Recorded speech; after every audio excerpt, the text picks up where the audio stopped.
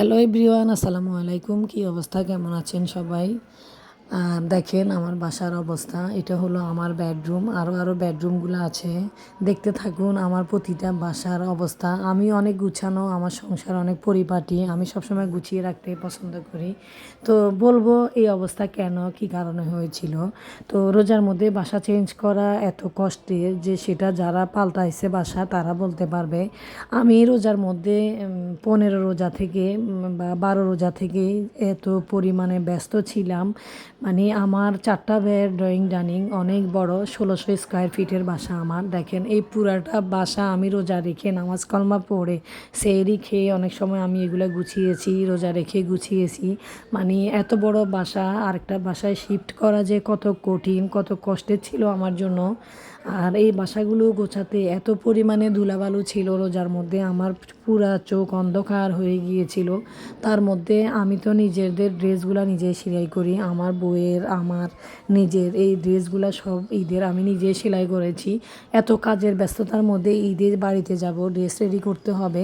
তো এই জন্য নিজের ড্রেসগুলো নিজেরা সেলাই করেছি। মানে কি বলবো, এত পরিমাণে ব্যস্ত। আর আমার এই 2টা ফ্রিজের এত পরিমাণে মালামাল ছিল, 7 থেকে 8 বালতি শুধু আমার মালামাল হয়েছে। মাছ, রসুন, কিছু ফ্রোজিং করা জিনিস, গরু, মুরগি, এইভাবে আমার পুরা বাসার জিনিসে না হয় 100 বস্তার উপরে হয়েছে। আর ফার্নিচার তো ওভার ফার্নিচার আমার বাসায়। এগুলা সব নিয়ে যেতে যে কি কষ্ট, মানে ভাষায় বোঝাতে পারবো না। আর আমার আগে যে নষ্ট হওয়া পেজ, ওই পেজে আমার প্রতিটা ভিডিও ছিল। এখন আমি ওখান থেকে ডাউনলোড করে নতুন করে আপনাদের সাথে শেয়ার করলাম। যে মানে আমার একাকিত্বভাবে যে এগুলা গুছিয়ে আনতে হয়েছে। আমার হাজব্যান্ড ছিল না, ও দুবাইতে ছিল। তো বাসা চেঞ্জ করার কারণে ও দুবাই থেকে চলে আসবে আমাকে বলেছে। আমাকে এটা বলেছে, তুমি সব কিছু প্যাকেট করে ফেলো, আমি আস্তে আস্তে সময় লেগে যাবে।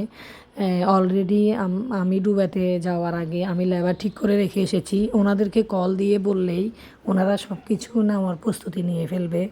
আমি এত পরিমাণে চিন্তিত ছিলাম যে আমার হাজব্যান্ড থাকলে আমাকে অনেক হেল্প করতো, সেটা আমিও বুঝি। যে এখন একা একা আমার এতগুলো বেডরুমের জিনিস আমি কিভাবে গোছাবো। তো আমরা মা মেয়ে একসাথে মিলে কিছু কিছু বেডরুমের জিনিস গোছানো শুরু করে দিয়েছিলাম। তার মধ্যে কি শেষ হয়? একটা সংসারের কি গোছাতে গোছাতে কি শেষ হয়? এত দিনের সংসারে তো কোনো কিছুর অভাব নাই, অবার জিনিস। তো যাই হোক, আসলে ভাড়া বাসায় এত জিনিস করা ঠিক না, সেটা আমিও জানি। তবে দেখা যায় যে সংসার জীবনে একটা একটা করে কিনতে কিনতে অনেক জিনিস হয়ে যায়। আর অনেক জিনিস ঘরের মধ্যেও হয়ে যায়। আর আমি একদম ছোট বাসাতে থাকতে পছন্দ করি না। অনেকে আছে ঢাকা শহরে অনেক ছোট বাসাতে জীবনযাপন করে। এই তো সবগুলো প্যাকেটিং করার জন্য প্যাকেটগুলোকে আমি মেলে মেলে কষ্টিপ করে নিয়েছি, তারপরে সব কিছু গুছিয়ে নিব। এরপরে তো জানেন তার চেয়েও বড় ভেজালটা রয়েছে, সেটা হলো এবারে নতুন বাসায় আসার পরে এগুলো আবার গোছাবো। তার মধ্যে অল্প সময়ের মধ্যে গুছিয়ে আবার বাড়িতেও যেতে হবে। তো এই অবস্থাতে আমার জীবন পার করেছি। আমার 2টা চোখ অন্ধ হয়ে গিয়েছিল, পরে একদম লাল হয়ে গিয়েছিল। এমন অবস্থা, আমি চোখে দেখতেছিলাম না, চোখে ময়লা জমে বন্ধ হয়ে যেত। পরে আমি ঢাকাতে ঈদ করে এসে ঢাকাতে তারপর চোখের ডাক্তার দেখিয়েছি।